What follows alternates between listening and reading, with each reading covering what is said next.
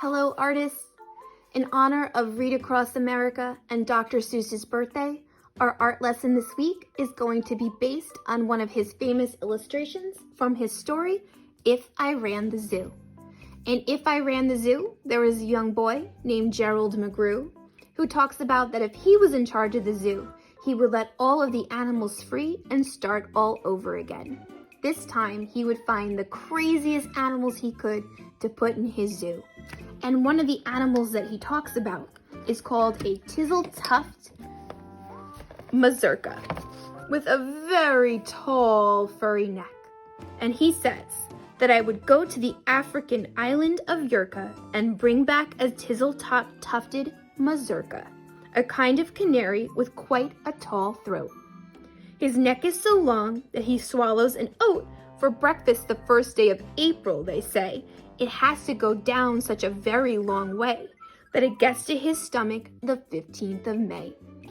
We're going to use Dr. Seuss's illustration of this tizzle-tufted Mazurka as inspiration for our own Mazurka bird drawings. For this lesson, you need a white piece of paper, any size will do, a pencil for drawing, an eraser in case you make a mistake, a black marker or crayon for outlining, and when it comes to adding color to your Mazurka birds, they can be as colorful as you want with any art material you like. Some markers and crayons will work perfectly fine, or you could always use colored pencils, paint, or pastels too. So let's grab all our stuff and get ready to make some crazy Mazurka birds. Before we begin drawing, let's take our paper and turn it vertical, straight up and down in front of us, because we need lots of room to make the tall neck of our tufted Mazurkas. We're going to start by making the head of our bird first, so we're going to go towards the very top of our page. I'm going to leave just a little space because I'm going to make some feathers on the top of my bird's head, but not much because I want to have plenty of room to make the nice tall neck. So to start my head, and I'm drawing with a marker so everyone can see, you should definitely draw with a pencil first in case you make a mistake. We're going to start with the letter M for the top of the head. So nice and big, 1 and 2. We don't want the head to be too small, so if it looks a little too big or a little too tiny, make sure you erase it before you move on to the next step. And like I said, I want to put a feather on the top of my bird's head, so I'm going to make a little zigzag line for the little tufted part of my drawing. I'm going to complete the bottom by making the beak. So I'm going to go right here in the middle, almost right underneath the center of my M, and I'm going to curve out for the start of the beak. I'm going to then take the rest of the head and come down to where the beak starts. I'll go right back to the middle, make a curve to the other side, and then connect the rest of the head. I'll go back to the end of my beak line, curving in, add a little line to make a smile, and then I'm going to curve around for the bottom of the beak and finish up the head. So right here, and curve around to where I started. I'm going to make 2 nice big circles for the eyes, almost oval shape if you want. And then a curve for the inside part of the eye that I can color in with my black marker or crayon later on, or I could switch over to it now if I wanted to. Or just use your pencils so you don't forget. If you want to add eyebrows or eyelashes, you could do that too. It's up to you. Now that I have the head drawn, I'm going to make a nice tall neck, just like the illustrations in the book, If I Ran the Zoo.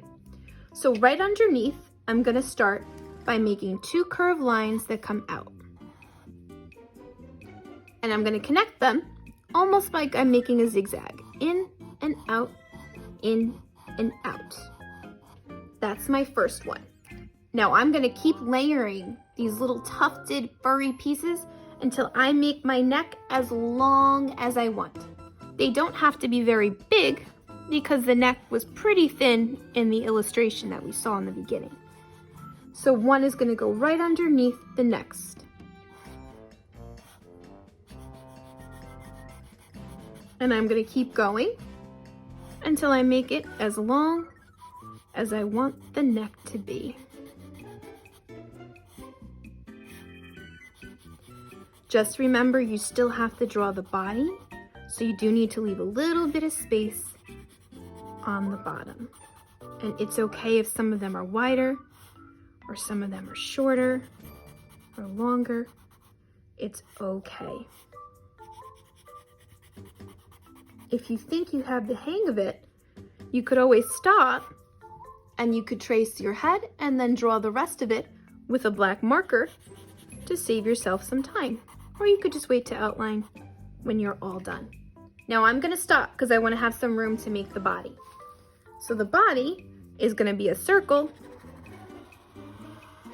and everyone's gonna have a different amount of space depending on where you stop the neck. So it's okay if yours is a little bit shorter or a little bit longer than mine. Everyone has different size paper and draws differently. So just because it doesn't look exactly like mine in the exact same space, doesn't mean it's wrong. Now, besides making the circle, if you wanted to make a design on it, kind of like maybe a wavy line for feathers or maybe a swirl, it's up to you. It is a bird, even though it's a crazy bird, so it needs some wings in order to fly. So right on the side of the body, I'm gonna make 2 curved lines that come out. I'm gonna make a zigzag for the ends of the feathered wings and then come back to the body. Again, your wings can be smaller or larger than mine. That's perfectly fine. And to make the feet, I'm just gonna use some little straight lines. And again, everyone will have a different amount of space to draw, and that's okay. And I'm just gonna go 1, 2, 3. 1, 2, 3.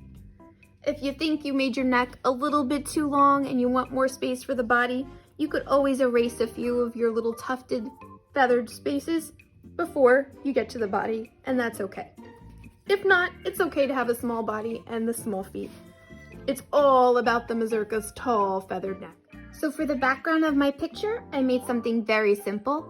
Dr. Seuss is known for doing these colorful curved hills in his pictures and these tufted clover type trees. So if you wanted to add those, you could. If you want to just make one solid color or a line for the ground and then the skies above, that's okay too.